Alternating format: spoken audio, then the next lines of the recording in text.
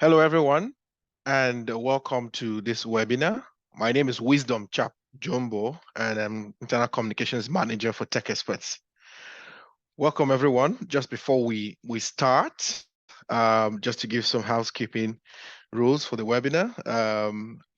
First, please know that this webinar is being recorded, and the link will be available after the webinar. And also, as we go on, please feel free to use the Q&A box to ask questions. When we get to the Q&A time, please use the Q&A box. We can see your questions and we'll be asking our speakers the questions. So please don't forget to do that. And all questions that won't be answered, of course, our team from Cytek will be following up with you to also make sure those questions are answered. All right. Excited, right? Me too. Okay, so as we go into the webinar now, just wanted to share first, just like an intro, we have amazing speakers who will be speaking to the topic and this conversation today. But first, like you know, as the digital transformation accelerates around the world, there is a growing threat for government and enterprises of cybersecurity attacks. And that's why we have put together this session, ensuring cybersecurity resilience and financial services companies, especially in Nigeria. You'll be thinking, why Nigeria? Yes, digital transformation has created an explosion of new digital financial services, both for individuals and enterprises. However, the growth and sophistication of cyber threats are posing a major threat to the accelerated digital development and competitiveness of banks in Nigeria. But yeah, that's a lot. We're going to break everything down. But once again, I really want to welcome everyone to this session today. Our speakers are on and ready. Michael Arov, who is the head of cybersecurity. Cytek Security is here, who will be speaking with us also. We have Anat. Anat is also one of our leaders at Cytek Security, who will also be speaking to us. And for those who don't know, Cytek is one of the businesses across the YNV group globally. And of course, they cater for a range of businesses, a range of services rather, around cybersecurity. And for me, I'm really excited to hear all they are going to share today on this webinar. I've given a bit of intro on what the problem is, but of course, you wouldn't hear from me alone. I would like to bring up Michael. Michael is the head of Cytek Security, who will be taking us through some of the problems, even going further into it. I don't know if Michael can hear us. Michael, are you there? I'm here. All right. Okay. So, Michael, I yield the mic to you while you walk us through. Thank you. Thank you. So it's very nice to be here and talk about cybersecurity, my favorite topic. I've been doing it for most of my adult life and also as a kid. So let's start. The slides, please.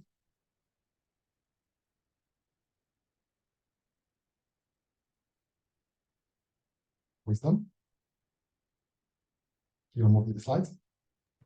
Oh, no, okay. All right. Moving now. Okay. So let's start with the basics. Why? So my joke is spoiled, but never mind. Why financial sector is the target? So this is always an interesting issue. And one of the, I think, most relevant answers was given by Willie Sutton, a notorious American bank robber. He was asked why he's robbing banks again and again, and he was caught several times and put behind bars, and again went back and robbed banks. So the answer is easy, because that's where the money is. So the financial sector holds the money, and this is why it's a major target for attackers. And it probably will be also in the future, and this is why we need to be prepared. Next, please. So let's look at what we had in 2023. What kind of attacks, what kind of victims? So the beginning is with phishing attacks. Why phishing attacks are so prevalent and why it's so interesting? First of all, because probably people are making money from them. How they're making money from them, the attackers, usually by ransomware, the second one. But the second reason is because of the prevalence of AI, it became much more easier to do phishing attacks and much more difficult to find out that we are actually being approached by an attacker who is using phishing. But I will talk about it later on. Second one, of course, in ransomware, the easiest way to monetize those phishing attacks. We see huge movement towards mobile banking, which means also bringing together with it the threats of mobile banking. The same happens in the infrastructure of the banks and other institutions who are adopting the cloud. And because they're adopting the cloud, they also encounter the cloud security issues. Another this industry which is booming is the fintech. Of course, brings its own issues. It's the first time or the most important example where information, which is usually was inside financial institutions that were heavily protected, is moving to startups that are taking this information and doing with it nice things like the fintech industry.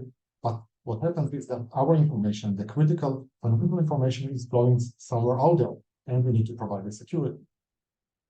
Third-party risks. The domain, the terrain is completely complex, is becoming complex and complex day by day. So we need to use services and we need to use third-party products, and we need to make sure that they are secure, because if they are not, we are vulnerable. This is difficult to understand. The infrastructure we are using is part of what our attack surface towards the world. The inside threat was always a major issue and still a major issue. Compliance and regulation. Central banks are moving forward with the regulation, and we see the result in our customers that are asking more and more about helping them with compliance and regulations.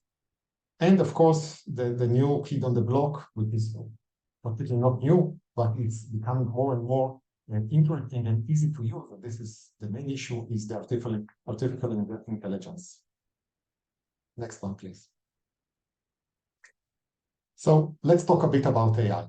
What happened in the AI world? So why it's unique? First, things which took us a lot of time to do are now easy to do, which means the speed of generating an attack, speed of deciding if we under attack are also increasing. The scale, which means how large can we go? Natural language processing. It's becoming more and more prevalent that computers are speaking in a language which we understand. They understand us more. They don't understand, but it sounds like they understand. Continuous learning, and of course, going multi-language, which means things in the past that were difficult to do, now it's much more easier. And both the attackers and the defenders are using this technology. Let's see how. Next, please. The attackers, for example, automated phishing attacks.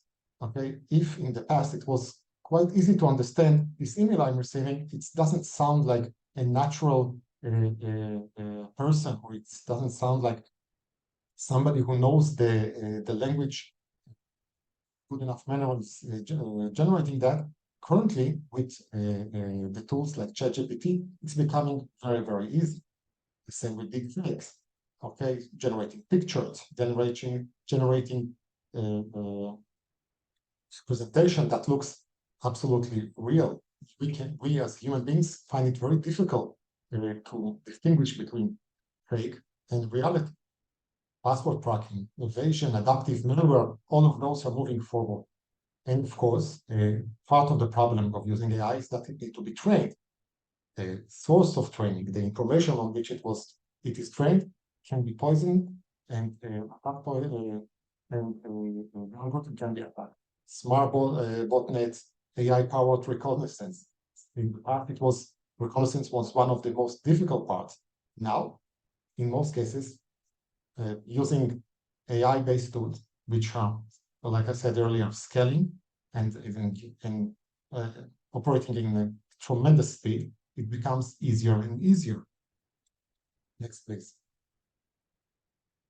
And of course, the defenders are using AI. Anomaly is it's no longer just setting the bar and hoping we are exactly at the right point to detect the attack. Now it's more of an iterative process based on AI where the AI system is continuously learning.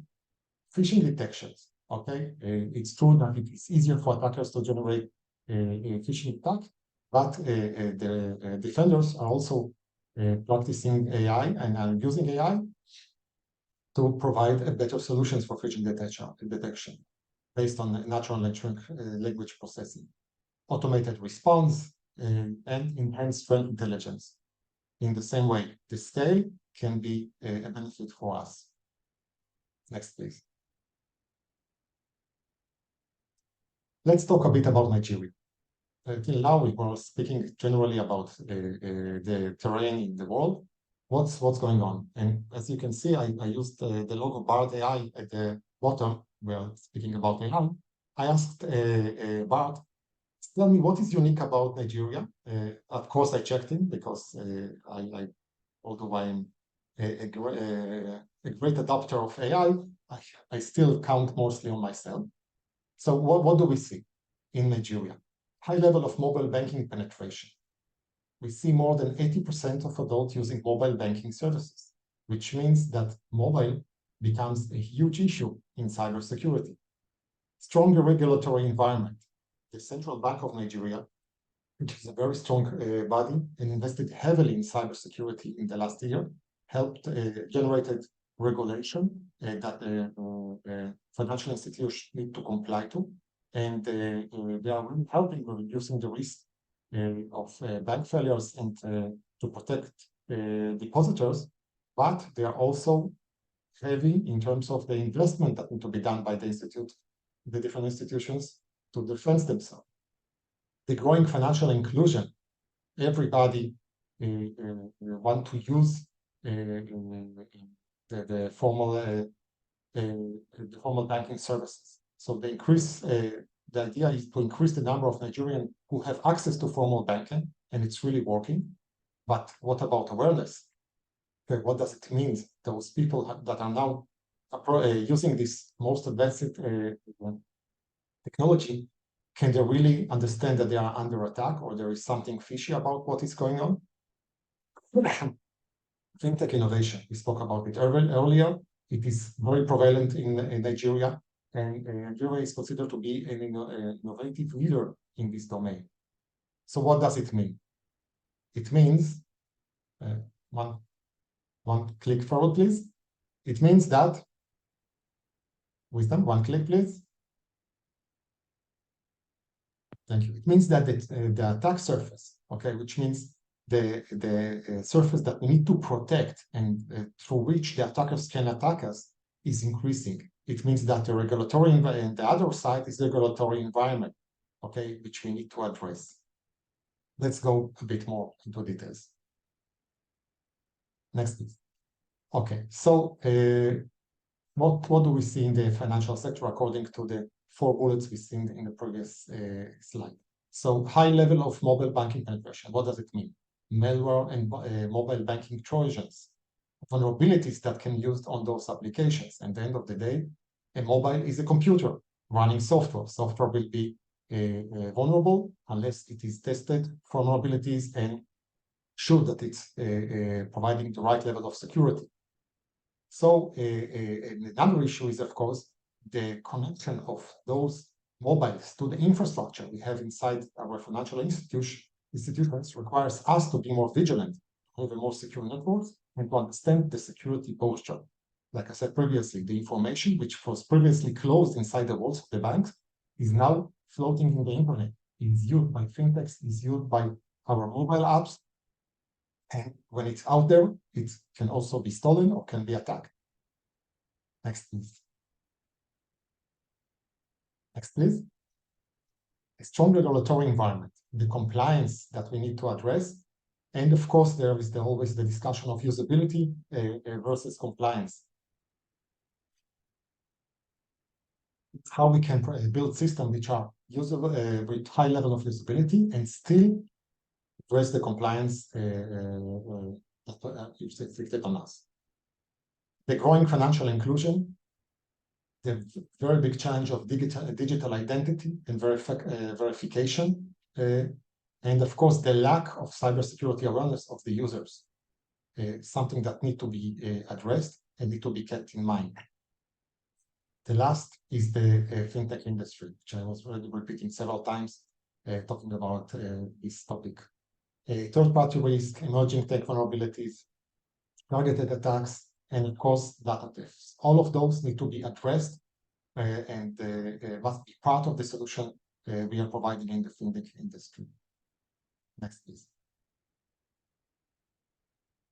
Let's talk a bit more about Nigeria. So this is what happened in 2023. Okay, and I was asking why, and after a short investigation, the reason is quite obvious. There's a strong penetration of internet in Nigeria, and there is a strong tendency for digital transformation. Coming together with low awareness and sometimes not good enough infrastructure in terms of cybersecurity generates the situation that we see here on this slide. In Q1, data breaches in Nigeria increased by 64%. And this is something that we need to keep in mind and address. Next, please. Another issue, which is, I think, the most important one in our current state of affairs in Nigeria, in terms of generating a relevant cybersecurity solution, is the lack of talent. And you can see here 3 examples I found easily from newspapers, and there are many, many others. What we see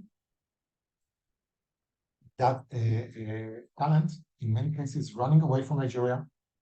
The institutions which are in critical need of technological skills, IT skills, cyber skills are lagging behind because they are lacking the people. By the way, this is one of the reasons we decided as a company, as Cytek, to come to Nigeria, but I will talk about it in a moment. Next, please. So what are the recommendations? So there are the easy ones: risk management, secure architecture, regular updates. All of those are easy and they are best practice in cybersecurity for ages. What is important specifically in Nigeria is employee training and retention. Without securing our employees, we are not in the business, in the right business. Currently, cybersecurity requires trained and educated people that can react and can build cybersecurity solutions. And if we are lacking them, this is the beginning of all issues in cybersecurity. In every big event, cyber event in the world, I can show you where is the person that was not in the right place or didn't know something, which because of that, the incident was happening. Usually the issue is not technology. Technology can be bought, can be developed, can be adopted, but the human factor is extremely important. We need to manage our vendors. We need to educate our customers. Customer awareness is extremely important. And of course, regulatory compliance and innovation and investment to figure out what is the innovation we need to bring to our organization. And in many cases, the solutions might be not from inside the organization. Maybe it's not hiring more people or trying to figure out how we do more with less. Maybe we need to look at different directions. Next, please. So we at Cytek decided to come to Nigeria because we understand that our portfolio and what we can offer is really relevant to what is going on. And we are addressing the issue of training and building capacity in the capability building.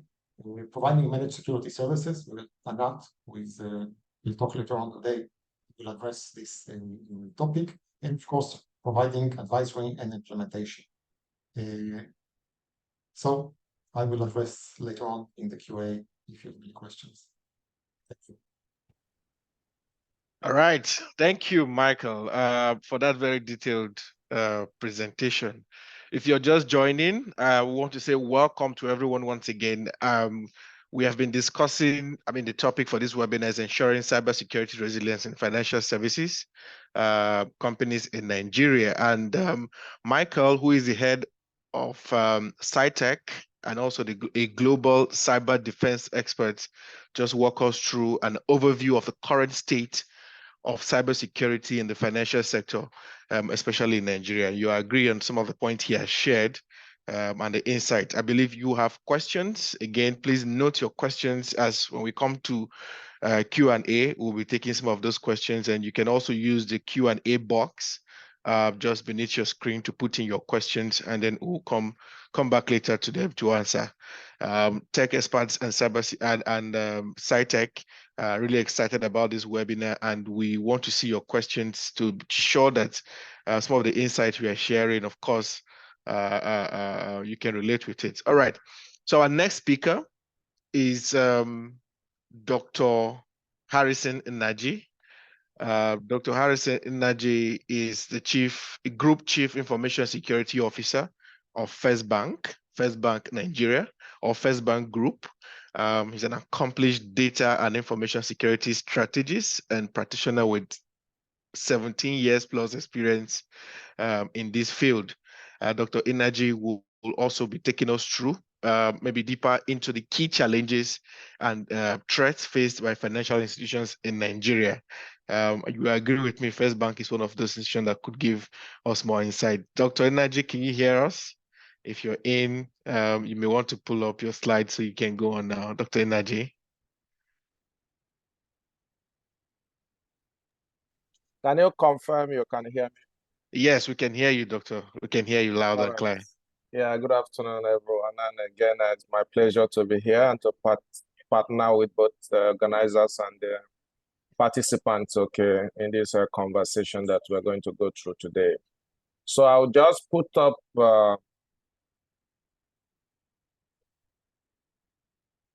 you just confirm to me that you can see the screen.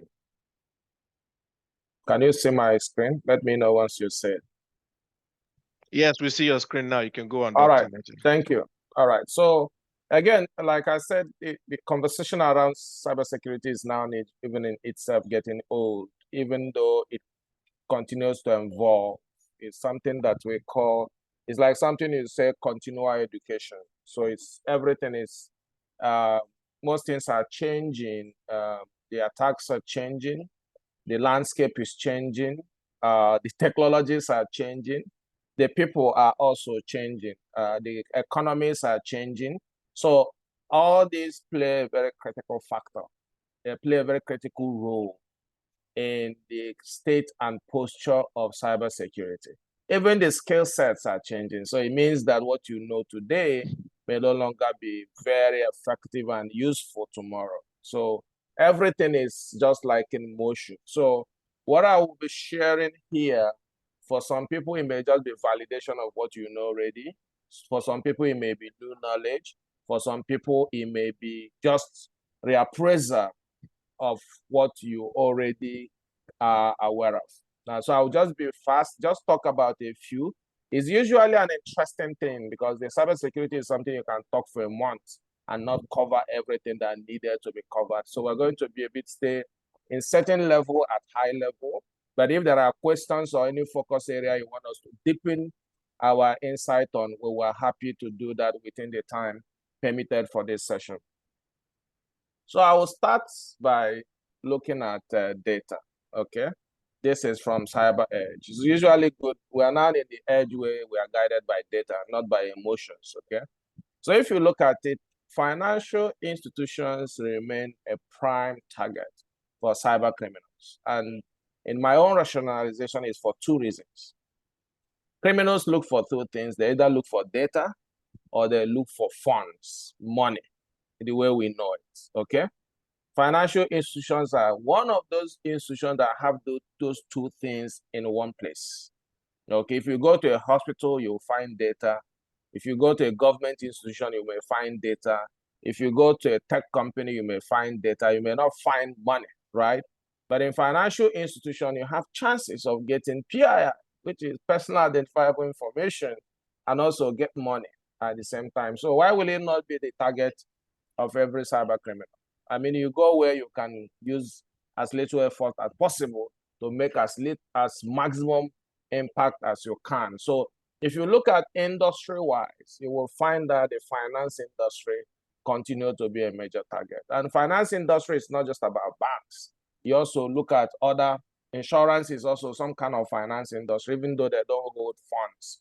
There are other finance payment service providers are also being captured under other financial institutions, okay? So this is to show that either within your industry or you have anything to do with the industry, you know that it's an industry that is under heavy attack for the right reasons. And if we just take another data from the CBN, just to look at 2022 transactions, okay, that is captured. If you look at this from check at 15, and you look at internet web transfer, you will begin to understand that transactions across the financial industry have also moved to the digital space. Okay, what does that then tell you? There are so many benefits that comes with it. You can shop from anywhere, you can make transfers, you can withdraw, you can pay, you can receive, you can confirm at the comfort of your home while on transit from anywhere. But there are consequences, which it means is that it comes with its own body of risk, which means as you are adopting it, you also need to be fully aware of the challenges in that space so you can deal with both ends of the divide. That's the only way to stay safe. If you look at internet transfer, 783, compare with NEFT, which is again a transaction, a clearing transaction engine. Compare with RTGS, compare with a mobile app. These are all digital. Look at check. Check used to be the major transaction instrument for banks, but it's just 15. Look at mobile money operators at 32. So it means that the financial industry can be actually agreed to have gone digital.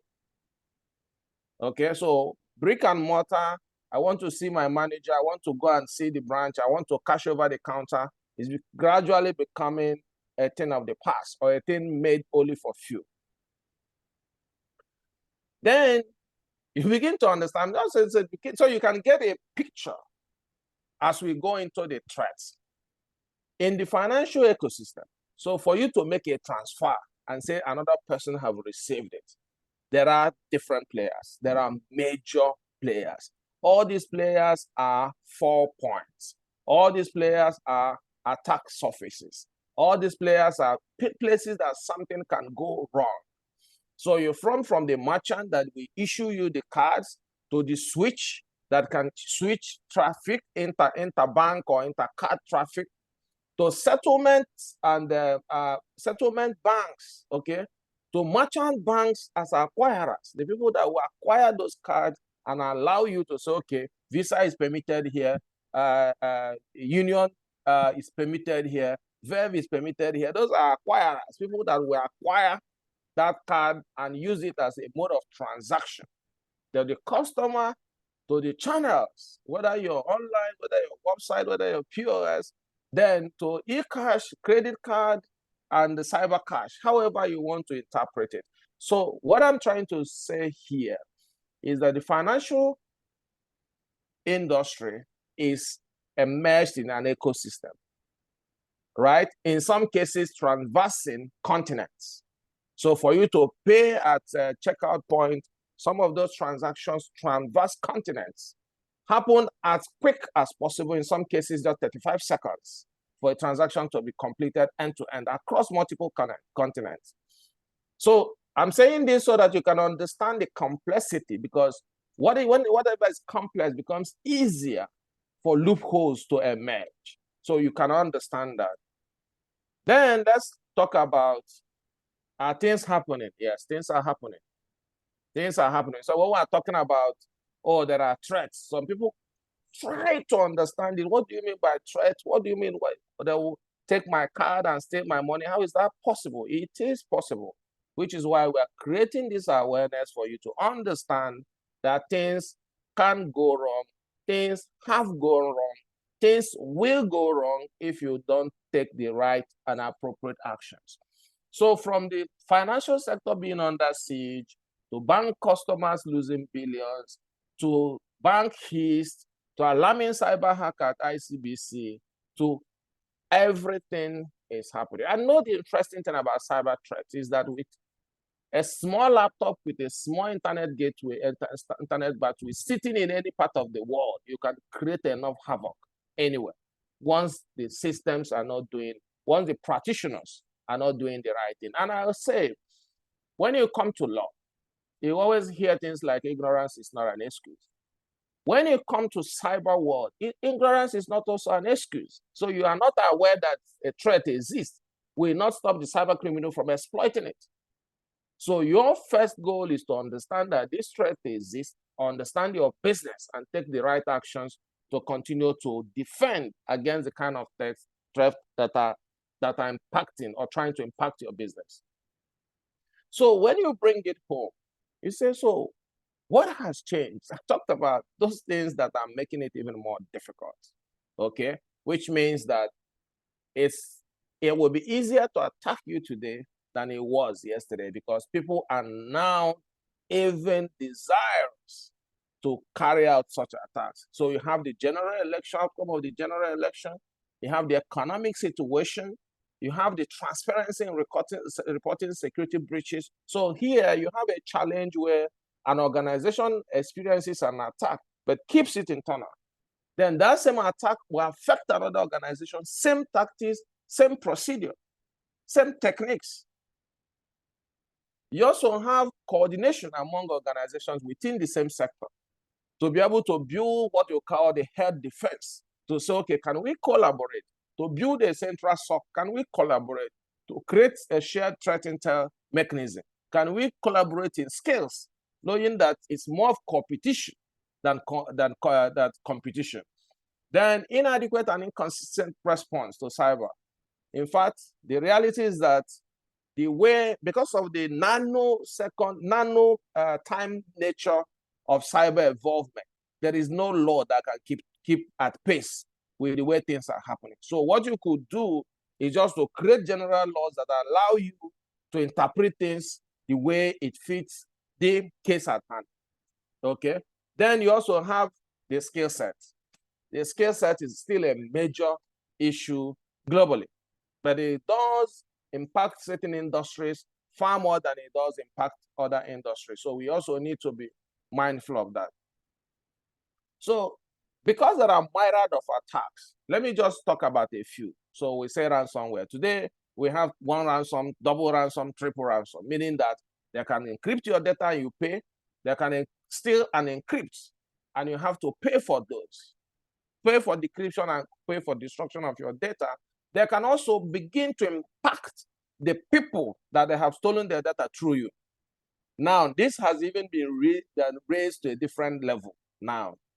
So ransomware gangs are now impacting organizations and insisting that organization must declare the attack to the regulator. And where that is not being done, they're engaging the regulator directly to share, yes, we have impacted this industry, this organization, they have not reported it, we can give you proof. So that's different level of engagement. Then you have phishing and social engineering has always been there. Is either you have the smishing through SMS, the phishing through phone calls, the phishing through emails is one of the oldest, is one of the most proficient, is one of the ones that cannot go away. Why? Because it builds on the principle that when you have the key to the door, there is no need to break it. So here, what the cyber criminal is focusing on is to get that pass that can enable him swim through a defense as an authorized person. Then you have the supply chain. So supply chain is a major, in fact, you can have supply chain and third party combined together. That's a major issue because you're saying, for example, I've seen a case where someone made an order, that order was intercepted at a distributor's warehouse, injected with malware, and the person received it, thinking it was still the original system, not scanning it before deployment. That attack went into the organization and caused heavy incidents, okay? The same thing with the SolarWinds issue, same problem, supply chain. Then third party and end party issue is also there. So you contract to one person who subcontracts to another person who subcontracts to another person. It is an issue you must take into your considerations. Now, frauds and card-based attack, every other day you get a call. Something is happening with your account. You need to immediately release your card details. Please be aware of this. Card-based attack is also there. It's usually around taking over the card management system and trying to modify the configuration to allow certain value to leave the bank through the card system. Insider threat is there in different shapes and forms. Different shapes, it's almost about 6 different types of insider threats today. It's also something everybody needs to be mindful of. It's very key, very proliferate. We need to be mindful. Now, distributed denial of service attack. This usually is about disruption. It's just about causing bad brand damage, okay? They're not taking anything. They're just saying the people that are authorized to have access to that service will not have it. Just imagine launching a service, going all out to do marketing, that you are going to launch a product and you launch it that day, and the DDoS team decide to shut it down. That's the kind of damage that can come. Then you have the data breaches, either through leakages, through direct data breach, or by accidental losses. But yes, data breach is also very important. So some people say, oh, they called me, they gave me your number, they gave me my phone number, they gave me my ID card, they gave me my bed. But I say, yes, you can't really say they breached your data because all this information are available. I mean, if you go from your LinkedIn to your Facebook to your Twitter, I can get all this information. Even if you do not have your birthday enshrined on your LinkedIn or your Facebook account, I can watch out through the year somebody that knows you personally. Do you understand? We say birthday, happy birthday to you. Do you understand? So those information are there, and we need to be mindful of them. But always let anyone understand that if the cyber criminal have everything that he needs, he will not call you. So once he calls you, it means that there's something you have that he needs. So in that case, refuse to share that information, refuse to engage on that call, and refuse to provide that data that will complete that circle. Just in addition, there are additional points here where typo squatting is there. Someone can follow you online. Dumpster diving is there, where you say use shredders. This happens around once you deal with critical data, especially data in hard copy. Petting is there, whaling is there, cyber stalking is there, spoofing is there. Those are all kind of attacks. Sextortion is also there. In fact, a few years, I think it was 2 years ago when it became very viral, the sextortion attack, where people engage you and ask you that they have all your details and they're going to share it with your family members if you don't part with some bitcoins. It's all fallacy, okay? They don't have anything, and if you fall for it, you will fall for it. So my advice is usually keep away from your devices what will embarrass you if it gets into a different hand. That's usually my personal advice. Then smishing and vishing and spear phishing are all kind of phishing. So are there consequences when these things happen? Yes, there are consequences. In fact, the biggest consequence for a financial institution is the loss of license. There's actually certain things that can happen, and your organization gets undermined to a greater extent that you can no longer continue to satisfy the regulator, then your license will be withdrawn. That's the highest. But in addition to that, you can have customer run, because the banking business is a business on trust. It's purely a trust business. Do you understand? Just like betting is built on hope, banking is built on trust. So once trust is threatened, customers may not have confidence to leave their funds with you. So they will go to other banks. Reputational damage is key, because then it's just about brand. Competitive advantage, you may not have competitive advantage if you have a leaking basket. So there's no way you will convince your customer that you will do better when they are aware that you don't have your house in order. Loss of revenue is there. Then regulatory fine can also come in. I will try, I'm looking at time also, so let me. So these are some of other, what I could call outcome of research. On a scale of 1 to 5, with 5 being highest, rate your overall concern for each of the following types of cybersecurity targeting your, so malware, account takeover, phishing, ransomware made it to the top. Are they the only one that are there? No, supply chain can also, because supply chain is usually an enterprise grade attack, can also be very embarrassing. Most of those ones are usually the enterprise or individual. But once it comes to supply chain, it's usually enterprise. The focus is enterprise. So honestly, what are the challenges? Scale is challenge.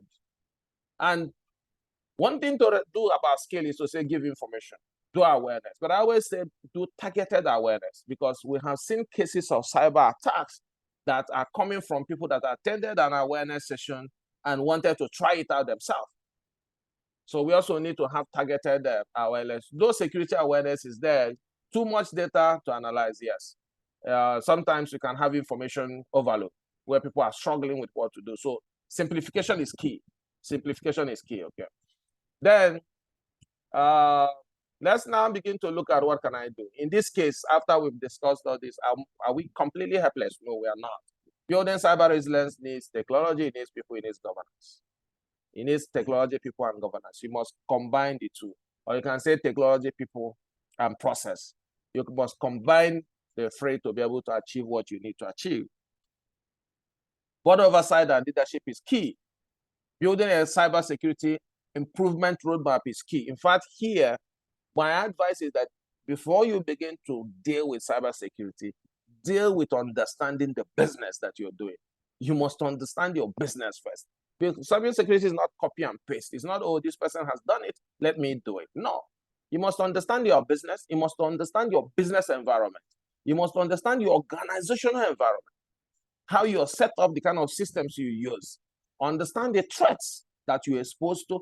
Understand the controls you have in place. Then you have what you call residual threats. Then build a heat map. Looking at those residual threats, what is high, what is medium, what is low, what can be dealt with now, what can be dealt with later. What do I need to do before the other?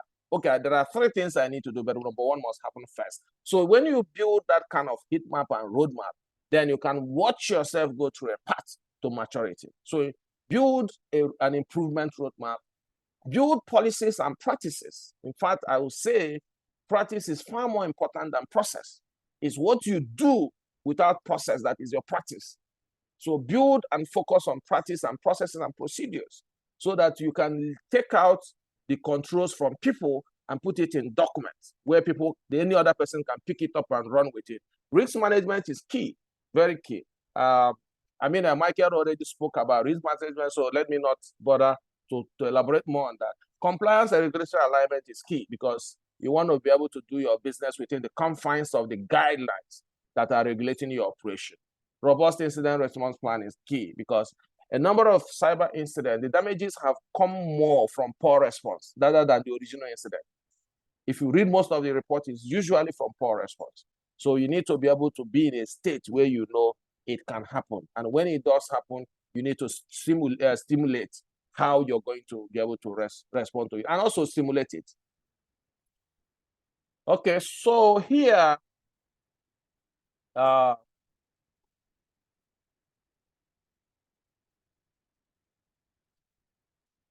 human factor.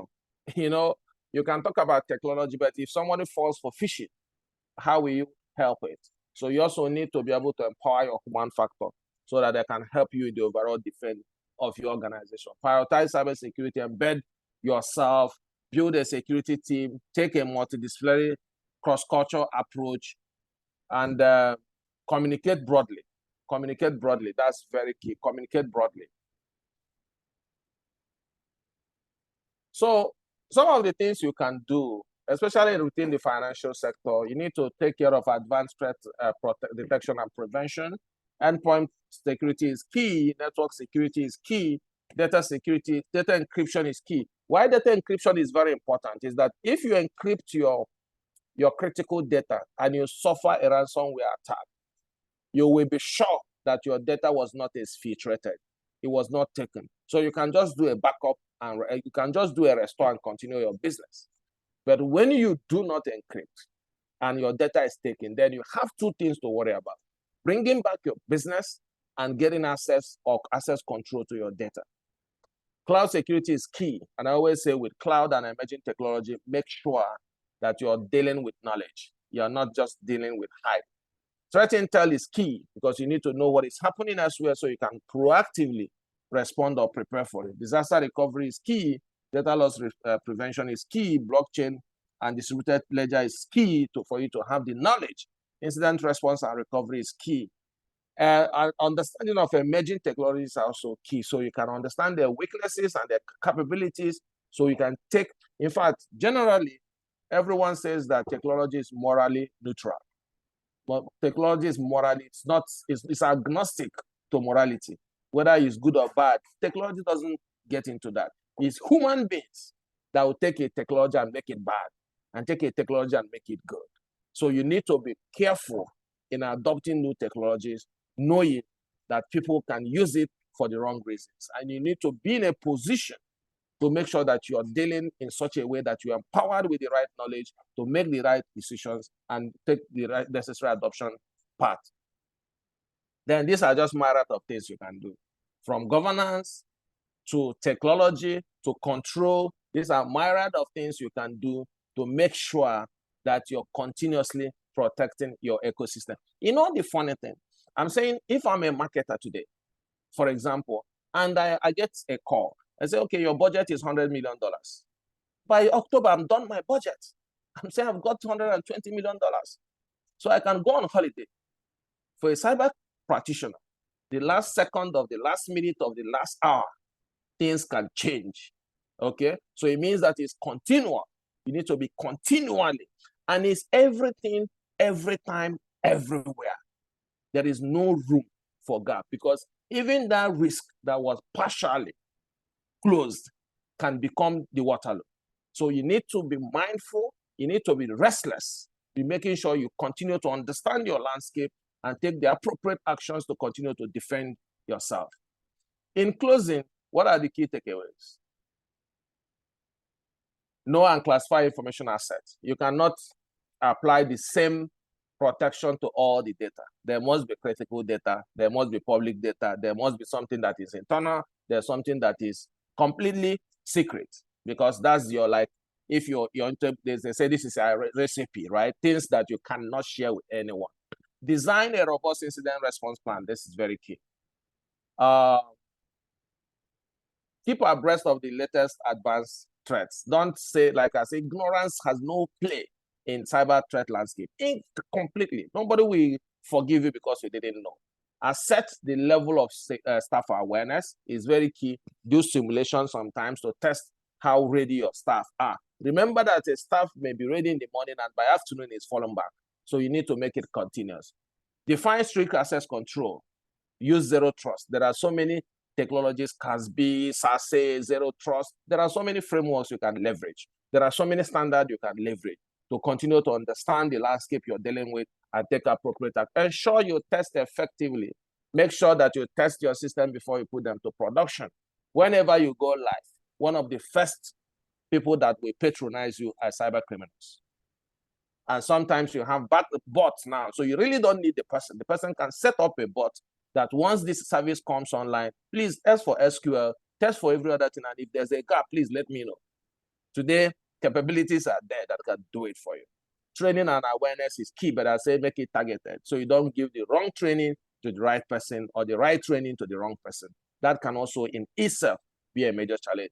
Then be prepared for incident and be proactive. But the truth is that the more you prepare for incident, the more you understand things that can go wrong, the more you can take action to prevent it, the more and more you can reduce the chances of a major incident happening.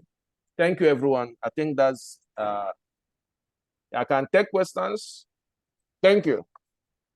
Thank you so much, Dr. Harrison. Thank you. That was really in-depth. So much was learned there. We'll keep putting your questions on the Q&A, but because of time, we want to really move fast. I would like to invite Anat, our Chief Cybersecurity Architect at Cytek Securities, to also give us more insight on this topic. Anat, can you hear me?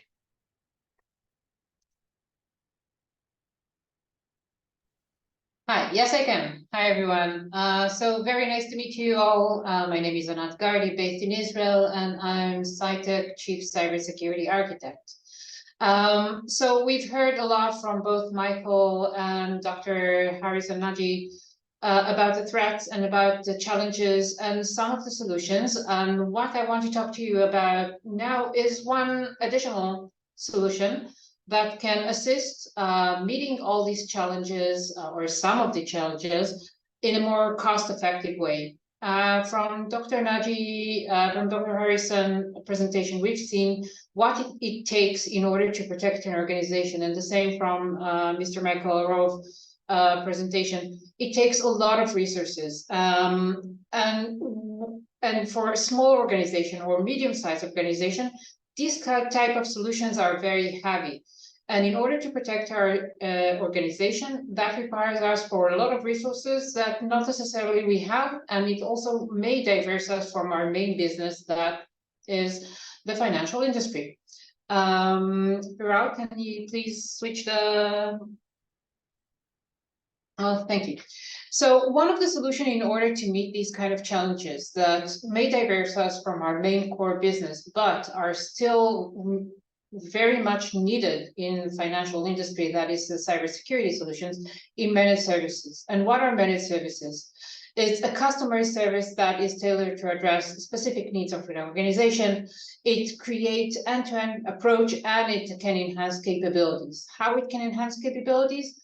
By focusing our efforts on our business and outsourcing or extending our service, our security into a managed service. By that, we are gaining more with less efforts and less resources that we need to improve. Can we move ahead, please?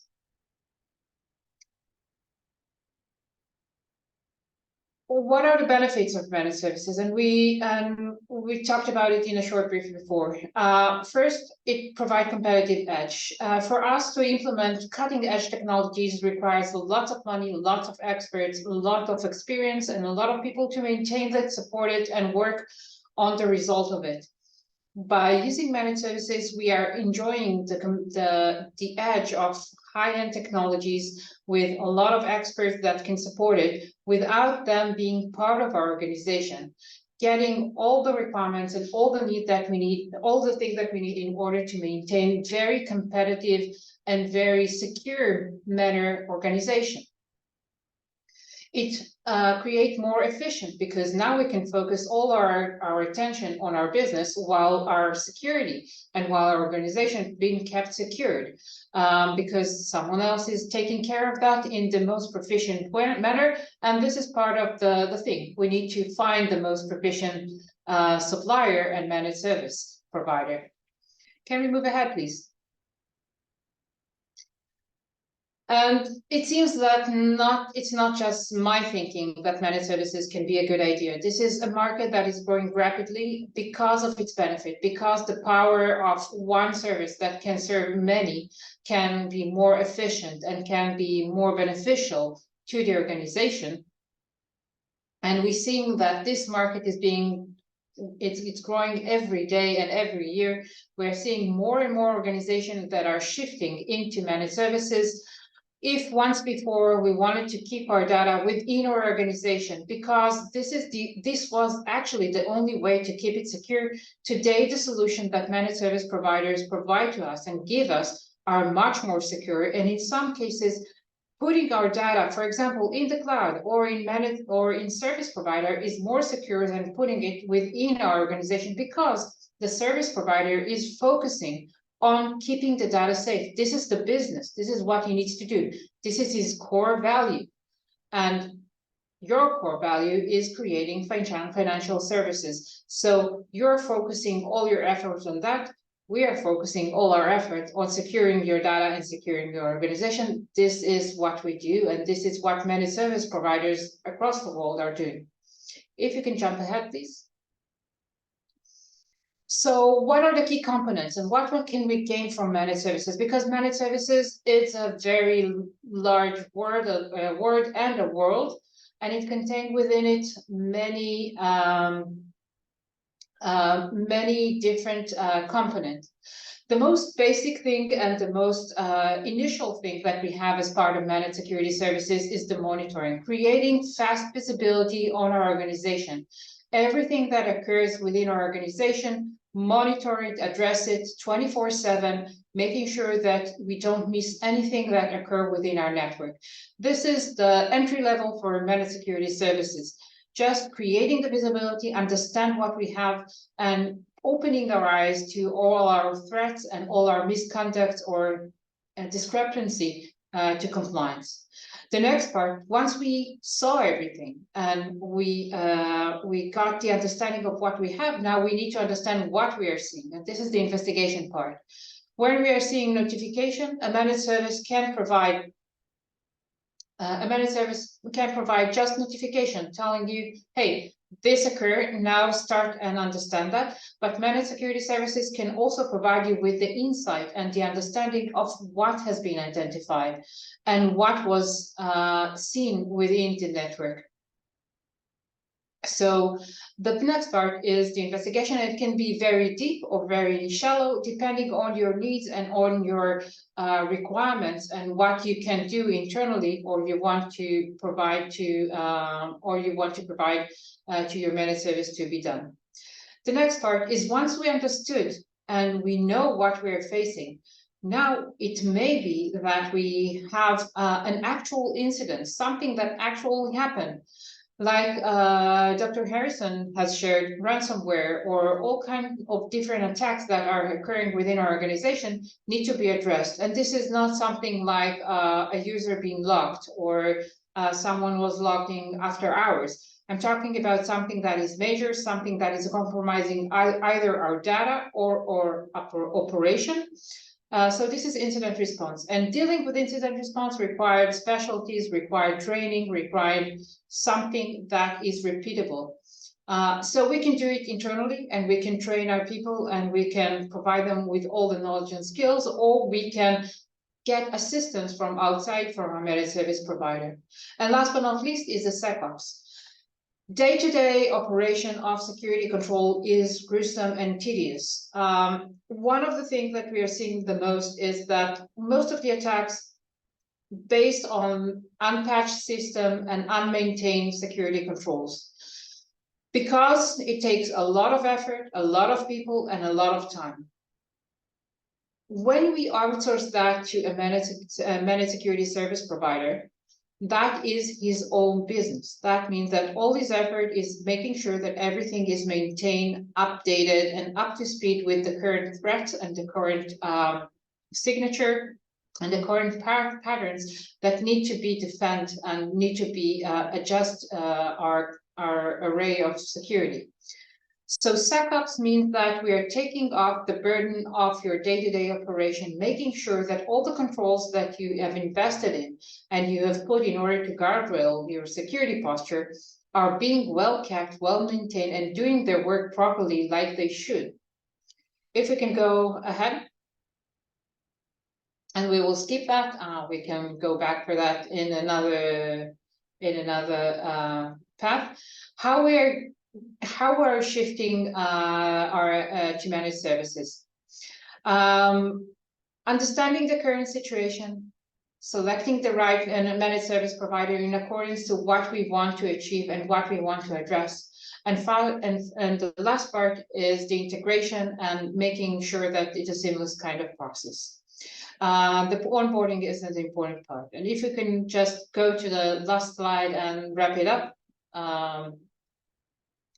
The ideal managed security service partner is the one that provided the expert, the customability, the customization and flexibility, the technology, very high-end technology, you need to look for it, and the communication. Always you want to be able to communicate with your managed security providers, with all the channels, via all the channels, all the ways, getting updated on your situation and not being kept in the dark. And of course, creating a partnership approach, because still the managed service provider is taking care of the security. And although this is something that you outsource, then you need to go. So to sum everything up, managed service provider come to provide you with a solution with the burden of day-to-day operation of cybersecurity and helping you keep your security up to date and meeting all the threat that we have seen. Thank you very much. All right. Thank you, Anas. Thank you so much. We've talked about the problem, the challenges, and we shared the solution. And just to wrap it up, I mean, this has really been an engaging one. In case you all don't know, or in case you may know, for this reason is why tech experts, of course, put together a security center here in Lagos, security operations center here in Lagos, powered by Cytek, of course, to provide the solution that we need to solve this problem of cybersecurity. And the Cytek Security Operations Center officially opens in Lagos. The launch was announced a couple of months ago, but now it's officially launched in Lagos. And in case you want to learn more for your organization, how the solution to solve your cybersecurity needs, how the solution can be implemented for you, you may want to send us an email at advice@cytek-security.com. In case you want to learn more about Cytek and some of the offers and what we really do at Cytek, you can also check us out at www.cytek-security.com. We are located in Victoria Island, inside the Tech Expert building, along the Sandfield area of Victoria Island. Ladies and gentlemen, thank you so much for your time. We've had nearly 80 people on this webinar and even more. And just to thank you for your time. And we hope we've been able to give you much insight on what the cybersecurity issues is, especially within the financial sector. And I really must thank all our speakers, Michael Arov, head of Cytek, and Dr. Harrison, Chief Cybersecurity Officer for First Bank, and also Anat. Thank you so much for your time, but it's a wrap here. We see your questions, some of them, and the team will be responding to the questions and sending to you via email. Thank you so much for your time, but here we'll drop off now. Thank you so much. Have a lovely week.